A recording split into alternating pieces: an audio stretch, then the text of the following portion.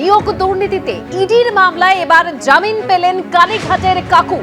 ইডির মামলায় সুজয় কৃষ্ণ ভদ্রকে জামিন দিল হাইকোর্ট আর জামিন মঞ্জুর করলেন বিচারপতি শুভ্রা ঘোষ। যদিও সিবিআই এর মামলায় হেফাজতে থাকায় এখনই জেল মুক্তি হচ্ছে না সুজয় কৃষ্ণ ভদ্রর।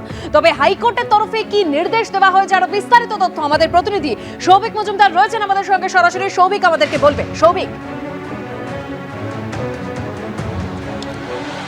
দেখো, আজকে কলকাতা হাইকোর্টের মহামান্য বিচারপতি শুভ্রা ঘোষ তার জামিনের আবেদন অর্থাৎ সুজয় কৃষ্ণ ভদ্রের জামিনের আবেদন মঞ্জুর করেছেন এবং মূলত ইডির মামলার প্রেক্ষিতে সুজয় কৃষ্ণ ভদ্র জামিনের জন্য যে আবেদন করেছিলেন সেই আবেদন আজকে মঞ্জুর করা হয়েছে। প্রাথমিকভাবে বলা হয়েছে তাকে নিম্ন আদালতে পাসপোর্ট জমা রাখতে হবে এবং নিম্ন আদালতের যে এলাকা রয়েছে সেই এলাকা তিনি ছাড়তে পারবেন না, কোনো রকম তথ্য বিকৃত করতে পারবেন না, কোনো রকম অবৈধ কাজকর্মে লিপ্ত হতে পারবেন না, এই শর্তে তার জামিনের আবেদন মঞ্জুর করা হয়েছে।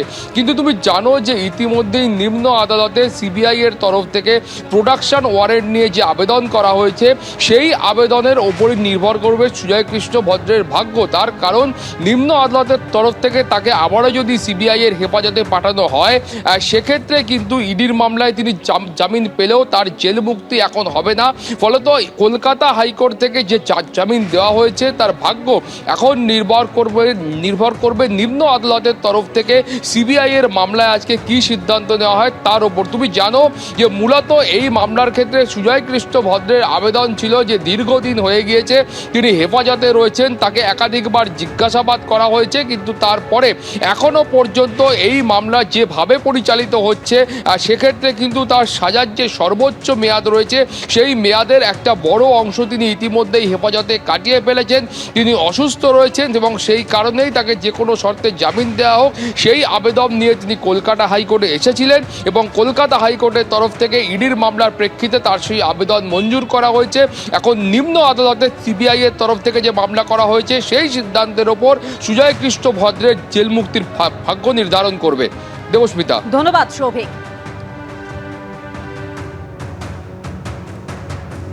এবার আসবো পার্থ চট্টোপাধ্যায়ের খবরে। সুপ্রিম কোর্টের পর এবার সিবিআই এর বিশেষ আদালতেও ভর্ৎসিত হলেন পার্থ চট্টোপাধ্যায়ের আইনজীবী।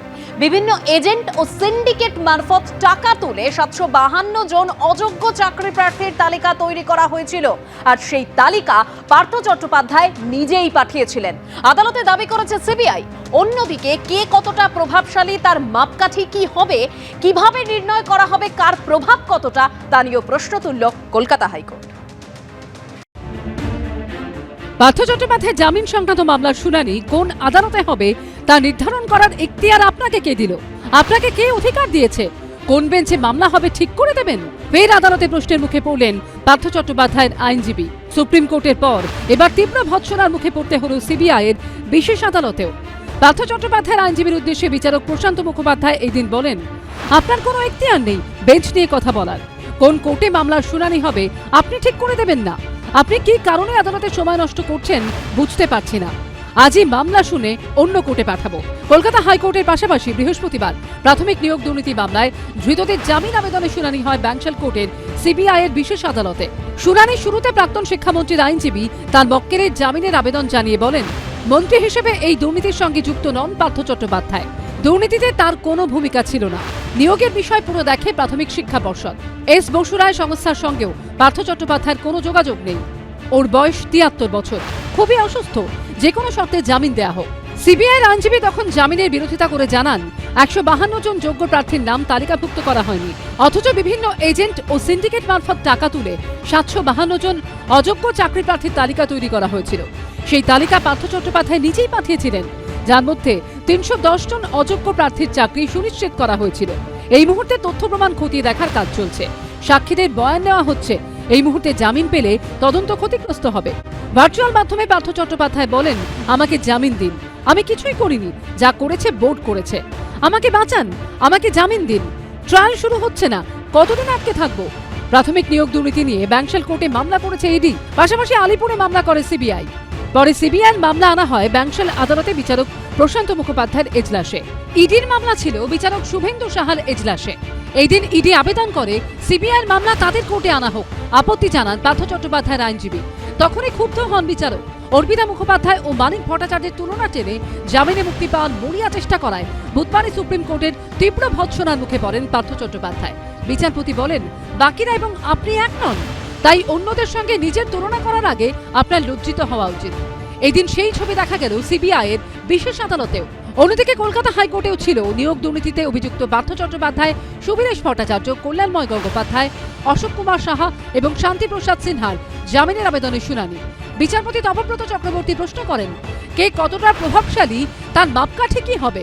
কিভাবে নির্ণয় করা হবে কার প্রভাব কতটা? এর আগে জামিনের আবেদনের ক্ষেত্রে ভিন্ন মত পোষণ করেন দুই বিচারপতি। জামিনের পক্ষে রায় দেন বিচারপতি অরিজিৎ বন্দ্যোপাধ্যায়, কিন্তু জামিনের আবেদন খারিজ করেন বিচারপতি অপূর্ব সিনহা রায়। তারপর মামলা যায় বিচারপতি তপব্রত চক্রবর্তীর তৃতীয় বেঞ্চে। এদিন সেখানেই জামিনের পক্ষে সওয়াল করেন 5 অভিযুক্তর আইনজীবীরা। সময় চান সিবিআই এর আইনজীবীরা। আগামী মঙ্গলবার পরবর্তী শুনানি। ওই দিন সব পক্ষের আইনজীবীদের সওয়াল জবাব শেষ করার অনুরোধ করেন বিচারপতি। প্রকাশ সিনহা ও সৌভিক মজুমদারের রিপোর্ট, এবিপি আনন্দ, কলকাতা।